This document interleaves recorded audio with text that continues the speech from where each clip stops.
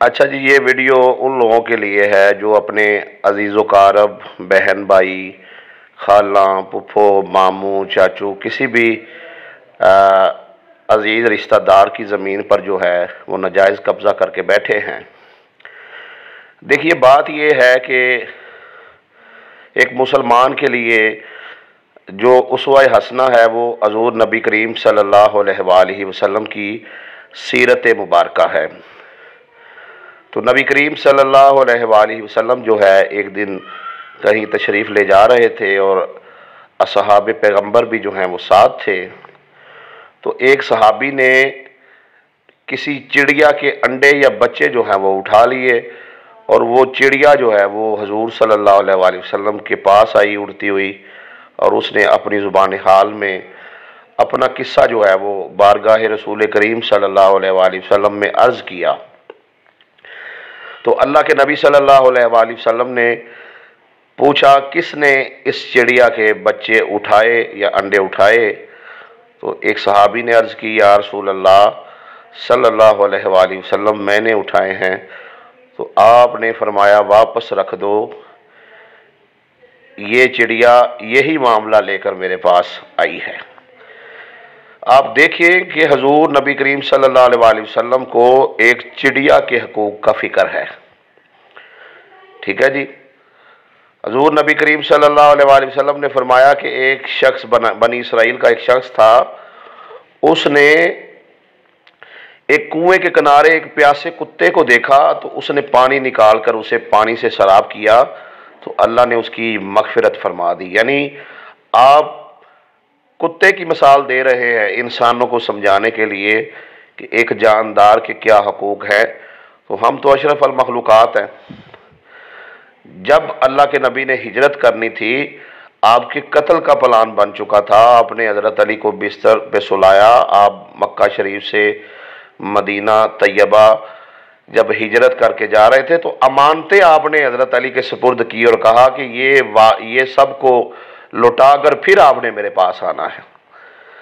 یعنی حضور نبی کریم صلی اللہ علیہ وآلہ وسلم جو ہے وہ امانت داری کو پسند فرماتے تھے، جس کی شے ہے اس تک پہنچنی چاہیے۔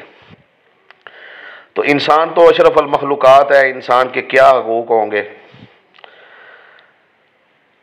ایک باپ کے لیے ضروری ہے، سب سے زیادہ ضروری ہے یہ جاننا کہ اگر وہ بیٹوں میں اللہ کی شریعت کے مطابق جائیداد کو تقسیم نہیں کرتا تو وہ باپ اللہ کا مجرم ہے۔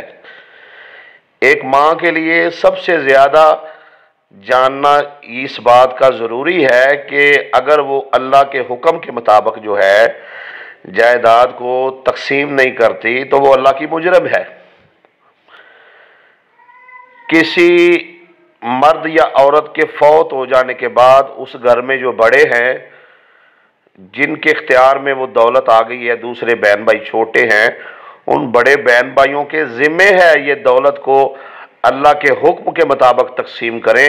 اگر نہیں کرتے ہیں تو وہ اللہ کے مجرم ہیں۔ خالی آپ اگر یہ سمجھتے ہیں کہ آپ نمازیں پڑھ لینے سے، روزے رکھ لینے سے، عمرے کر لینے سے آپ کے معاملات کلیئر ہو گئے، ہرگز ایسا نہیں ہے۔ جس طریقے سے نماز کا سیکھتے ہو نا جی، وضو کیسے کرنا ہے، قیام کیسے کرنا ہے، رکوع کیسے کرنا ہے، سجدہ کیسے کرنا ہے، میں کہتا ہوں جب کوئی شخص فوت ہو تو رش لگ جانا چاہیے۔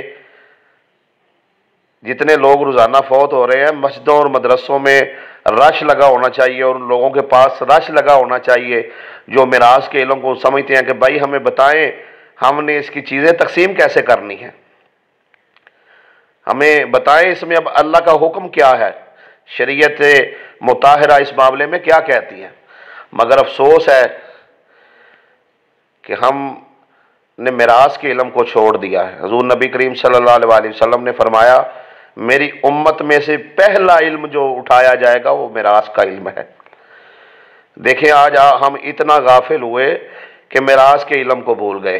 ٹھیک ہے جی، ہم یہ تو کرتے ہیں گھر میں کہ کہتے ہیں کہ بھائی یہ سوٹ آپ کا ہے آپ ہی پہنو، یہ جوتی آپ کی ہے آپ ہی پہنو، لیکن کھانے پہ آئیں تو پھر پوری دکان ہی ہڑپ کر جاتے ہیں، اگلے کی 5 کروڑ کی، اگلے کی 5 ایکڑ زمین ہی ہڑپ کر جاتے ہیں۔ نہیں دے رہے، قبضہ کر کے بیٹھے ہوئے ہیں۔ یعنی ایک طرف چھوٹی چھوٹی چیزوں کا خیال رکھا جا رہا ہے، دوسری طرف پورا مال ہی ہڑپ کیا جا رہا ہے۔ یاد رکھیں، یہ آپ کا ہپ ہپ کرنا آپ کے لیے وبال جان بن جائے گا، قبر میں بھی اور حشر میں بھی۔ ایک طرف ساری نیکیاں ہوں گی اور ایک طرف یہ جائیداد کی غلط تقسیم ہوگی۔ اتنی مار پڑے گی نا اس مسئلے کی وجہ سے، اس پر عمل نہ کرنے کی وجہ سے، کہ آپ بھول جائیں گے کہ آپ نے زندگی میں کوئی اچھا عمل بھی کیا تھا۔ تو خدا را اپنے معاملات کو درست کیجئے۔ معاملات تو ایسے ہونے چاہیے کہ بھائی پکڑ پکڑ کے اپنے بھائیوں کو حصہ دے کہ یہ لو بھائی، یہ آپ کا حصہ بنتا ہے۔ بھائی بلا بلا کر ہاتھ باندھ کے بہنوں کو ان کا حصہ دیں، یہ لیں بھائی، یہ آپ کا حصہ بنتا ہے۔ مائیں بچوں میں اگر اپنی زندگی میں جائیداد تقسیم کرنا چاہ رہی ہیں، انتقال تملیک کروا دیں، جس کا جو شرعی حصہ بنتا ہے اس کے مطابق ان کے نام کروا دیں۔ یہ نہ کرے کچھ کو دے دیں کچھ کو نہ دیں۔ اللہ کے نبی نے اس عمل کو پسند نہیں فرمایا ہے۔ سینکڑوں واقعات ہیں ایسے۔ حضور کبھی اس معاملے میں زندگی میں آپ نے اپنی گواہی بھی نہیں ڈالی۔ یہ جو رجسٹری میں آپ جب گواہی ڈالنے لگے نا، ہبہ میں جب گواہی ڈالنے لگے، سوچا کریں کیا میری یہ گواہی حضور نبی کریم صلی اللہ علیہ وآلہ وسلم کی ذات مبارک کو ناراض تو نہیں کر رہی؟ کہیں اللہ کے نبی صلی اللہ علیہ وآلہ وسلم میرے عمل سے ناراض تو نہیں ہو رہے؟ حضور نے تو وہاں گواہی ڈالنے بھی پسند نہیں فرمائی، جہاں پر عدل و انصاف نہ ہو رہا ہو، جہاں پر شریعت مطہرہ کی پامالی کی جا رہی ہو۔ دو حصے اللہ نے مقرر کر دیے کہ یہ کیسے تقسیم ہوں گے، تیسرے حصے کا وصیت کرنے کا اختیار آپ کو دے دیا ہے۔ آپ کو کوئی نواسا نواسی، کوئی پوتا پوتی زیادہ پیارے ہیں، دے دیں ان کو۔ کوئی بہن بھائی غریب ہے، دینا چاہ رہے ہیں، دے دیں اس کو۔ کسی غریب یتیم مسکین کو دینا چاہ رہے ہیں، دے دیں۔ کسی مسجد مندر چرچ کلیسے کو دینا چاہ رہے ہیں، دے دیں۔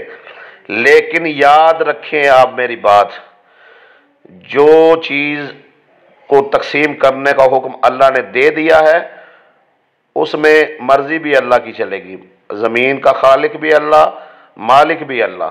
ٹھیک ہے جی، ہم نے کلمہ پڑھا اور اللہ کی وحدانیت پہ ایمان لائے، اب حکم بھی اللہ کا چلے گا، ہماری مرضیاں نہیں چلیں گی کہ جیسے دل کیا ہم نے کر لیا۔ ٹھیک ہے جی، یہ نہیں چلنا، چھوڑ دیں اس کو، سیکھیں، معراج کے علم کو سیکھیں۔ ہر بندہ جب آپ کاروبار سے فری ہوتے ہیں تو بیٹھ کے حساب لگایا کریں۔ ایک حاجی صاحب میرے دوست تھے، تو انہوں نے اپنی زندگی میں ہی اپنے بچوں کو جس کا جو حق بنتا تھا اس حساب سے جائیداد ان کے نام لگوا دی تھی۔ بیٹوں کو ان کا حصہ دے دیا، بیٹیوں کو ان کا دے دیا۔ میں دیکھتا تھا وہ چہرے سے بڑے مطمئن نظر آتے تھے، اور کبھی کبھی روتے ہوئے کہتے تھے اللہ تیرا شکر ہے اب میرے بچوں میں جھگڑا نہیں ہوگا۔ یعنی دیکھیں یہ ہے کمال انسان کا کہ اگر آپ زندگی میں دینا چاہ رہے ہیں تو اس طریقے سے دیں۔ تو ضروری ہے اس چیز کو سیکھ لیں، سمجھ لیں۔ آپ ہفتے میں کوئی ایک آدھا دن نکالا کریں، بیٹھ کے دیکھا کریں، سوچا کریں فیملی کے معاملات کو کہ کہیں میں کسی کا حق غصب کر کے تو نہیں بیٹھا ہوا۔ ٹھیک ہے جی، کسی نے بتایا حضرت علی کو کہ فلاں بندہ جو ہے وہ بڑا متقی اور پرہیزگار ہے، آپ نے فرمایا وہ ٹھیک ہے، یہ بتاؤ وہ معاملات میں کیسا ہے، لین دین میں کیسا ہے؟ کسی سے قرض لیتا ہے تو ادا کر دیتا ہے، امانت دار ہے، صادق ہے، قبضہ مافیا تو نہیں ہے۔ مطلب یہ کہ انسان اپنے معاملات سے بچانا جاتا ہے۔ کسی کا خالی آپ ماتھے کا محراب دیکھ کے، خالی اس کی داڑھی دیکھ کے، خالی اس نے کوئی مسجد بنا، یہ دیکھ کے نہیں، یہ دیکھیں کہ یہ اپنے بہنوں، بھائیوں، والدین، بیٹوں، بیٹیوں، پوتوں، پوتیوں، نواسے، نواسیوں، ٹھیک ہے جی، اپنے غریب رشتہ داروں، عزیز و قربا اور عام مسلمانوں کے ساتھ اس کے معاملات کیسے ہیں، معاشی معاملات کیسے ہیں۔ ٹھیک ہے تو بسم اللہ وہ بندہ بہت اچھا ہے، ٹھیک ہے نا جی۔ لیکن اگر ان معاملات میں کوتاہی کر رہا ہے، یقین جانے بڑی مار پڑنے والی ہے۔ اپنے معاملات درست کر لیجئے، کسی کا 1 روپیہ نہ کھائیں۔ ٹھیک ہے، آپ کروڑوں کی پراپرٹیاں ہڑپ کر کے بیٹھے ہیں اور آپ کہتے ہیں کہ ہم قبر میں جائیں گے تو بڑا سکون، کوئی سکون نہیں ہونے والا۔ بڑے چھتر پڑنے والے ہیں، توبہ کریں، آج وقت ہے۔ جو بندہ ابھی مہلت ہے توبہ کر لے، جس کا جو حق بنتا ہے اس کو دے دے، اگر وہ فوت ہو گئے ہیں اس کے بچوں کو دے دے، اگر وہ بھی فوت ہو گئے ہیں تیسری پیڑھی آ گئی ہے اس کو دے دے۔ 100 سال سے نجائز قبضہ ہے چھوڑ دے، 50 سال سے بہن کا کھا کے بیٹھے واپس کر دے، 50 سال سے بھائیوں کی جگہوں پہ قبضہ کیا ہے واپس کر دے، ہاتھ جوڑے اس سے معافی مانگ لے، جو کھایا اللہ کی رضا کے لیے مجھے معاف کر دو، وہ کر دے تو ٹھیک ہے، نہیں کرے گا تو ایک ایک پل کا جو آپ نے نجائز قبضہ کیا سب حساب ہوں گے۔ قبضے والی جگہ پہ آپ مسجد بنا دیں، کچھ بنا دیں، کچھ کر دیں، اللہ بالکل نہیں راضی ہونے والا، یہ اللہ کے اصول کے خلاف ہے۔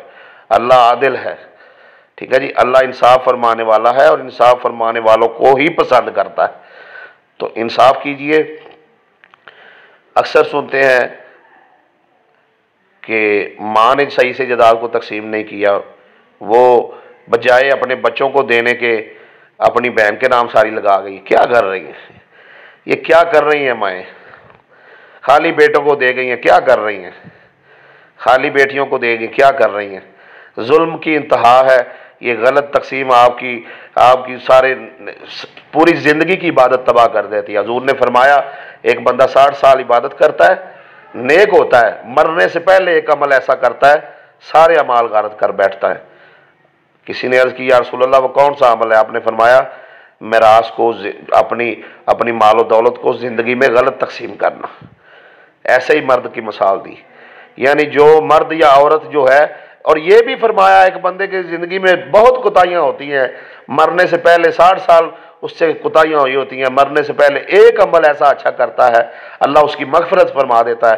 پوچھا گیا وہ کون سا ہے؟ تو حضور نے فرمایا وہ عمل یہ ہے کہ وہ مرنے سے پہلے جو ہے اپنے مال و زر کو جیسے اللہ نے حکم دیا ہے ویسے تقسیم کر دیتا ہے، صحیح تقسیم کر کے جاتا ہے۔ زندگی میں کرنا ہے تو ٹھیک ٹھیک کر کے جائیں، مرنے کے بعد اللہ نے حصے بنا دیے ہیں، ٹھیک ہے جی، ان حصوں کو مد نظر رکھتے ہوئے آپ زندگی میں تقسیم کر دیں، بسم اللہ، ٹھیک ہے جی۔ تو یہ بات ہے۔ اب آپ دیکھ لیں کہیں ایسا نہ ہو کہ ساری زندگی آپ نیک بخت ہوں اور بڑھاپے میں بدبخت ہو جائیں، ٹھیک ہے جی۔ ہاں اگر آپ ساری زندگی بدبخت رہے ہیں تو ابھی وقت ہے، ابھی نیک بخت بن جائیے بڑھاپے میں، ابھی آپ کی سانسیں چل رہی ہیں، توبہ کا در کھلا ہے، توبہ کیجئے، حقداروں کا ان کا حق دے دیجئے، اور خدائی ونڈ جو ہے یعنی کہ جو شریعت نے حکم دیا ہے اس کے مطابق جائیداد کو تقسیم کر دیجئے۔